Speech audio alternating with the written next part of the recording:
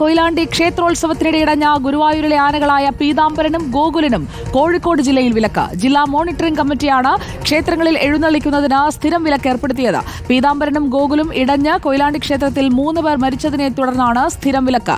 ഉത്സവങ്ങളിൽ ആനകളെ എഴുന്നള്ളിക്കുന്നതിന് 1 മാസം മുൻപ് അപേക്ഷ നൽകണമെന്നും ക്ഷേത്രങ്ങൾക്ക് നിർദ്ദേശം നൽകി. സിനോജ് തോമസ് നമുക്കൊപ്പം. സിനോജ് തോമസ്, ഗോകുലും പീതാംബരനും അതിൽ കൂട്ടത്തിൽ കുത്തുന്ന സ്വഭാവമുള്ളതാണ് ഒരാൾ. അതുകൊണ്ട് തന്നെ ഇനിയും സമാന സാഹചര്യങ്ങൾ ഒഴിവാക്കാൻ പൂർണ്ണമായും വിലക്കുന്നു. ഇപ്പോൾ എന്തൊക്കെ നിർദ്ദേശങ്ങൾ കൂടി നൽകിയിട്ടുണ്ട് മോണിറ്ററിംഗ് സമിതി?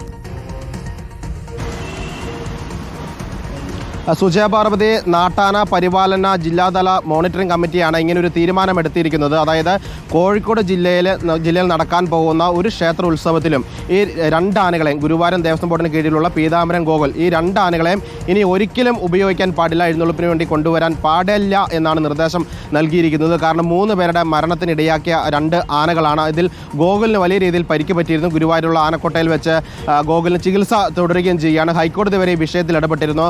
നാളെ ഈ ആനകളുടെ യാത്ര സംബന്ധിച്ച രജിസ്റ്ററും ഭക്ഷണം സംബന്ധിച്ച രജിസ്റ്ററൊക്കെ തന്നെ ഹാജരാക്കാൻ ഹൈക്കോടതിയും പറഞ്ഞിരുന്നു. അതിൻ്റെ തന്നെ പശ്ചാത്തലത്തിലാണ് ഇനി ആ 2 ആനകളെ കോഴിക്കോട്ട് ഒരു അമ്പലത്തിലേക്കും പ്രവേശിക്കാൻ പാടില്ല എന്ന് നിർദ്ദേശം നൽകിയിരിക്കുന്നത്. അതോടൊപ്പം തന്നെ ജില്ലാതല മോണിറ്ററിംഗ് കമ്മിറ്റി പറയുന്നത് എല്ലാ ക്ഷേത്രങ്ങളും ആനകൾ എഴുന്നള്ളിക്കാൻ വേണ്ടി ഉത്സവത്തിൻ്റെ 2-3 ദിവസം മുൻപാണ് അപേക്ഷയുമായി ഓടിപ്പാഞ്ഞു വരുന്നത്. ഇനി അത് അനുവദിക്കില്ല. 1 മാസം മുൻപ് അപേക്ഷ നൽകണമെങ്കിൽ മാത്രമേ അനുമതി നൽകുകയുള്ളൂ. അതോടൊപ്പം തന്നെ ഈ മാസം 21-ാം തീയതി വരെയുള്ള എല്ലാ ഉത്സവങ്ങളിൽ നിന്നും ആനകൾ എഴുന്നള്ളിക്കുന്നത് നേരത്തെ വിലക്കുകയും ചെയ്തിരുന്നു. അതുകൊണ്ട് കർശന നിയന്ത്രണമാണ് ആന എഴുന്നള്ളിപ്പുമായി ബന്ധപ്പെട്ട് കോഴിക്കോട് ജില്ലയിൽ ഇനി എടുക്കാൻ പോകുന്നത്. സുജയ. ഓക്കെ, സിനോജ് തോമസ് ആണ് വിവരങ്ങൾ നൽകിയത്. ഗോകുൽ ആനയ്ക്കും പീതാംബരൻ ആനയ്ക്കും വിലക്ക്. പെട്ടെന്ന് ഗോകുൽ പീതാംബരൻ എന്നൊക്കെ കേൾക്കുമ്പോൾ നമ്മുടെ കൂട്ടുകാരുടെ പേര് പോലെ തോന്നിപ്പോകും. അതുകൊണ്ടാണ് പറഞ്ഞത് 2 ആനകളാണ്, അവർ കോഴിക്കോട് കടക്കരുത് എന്നാണ് വിലക്ക്.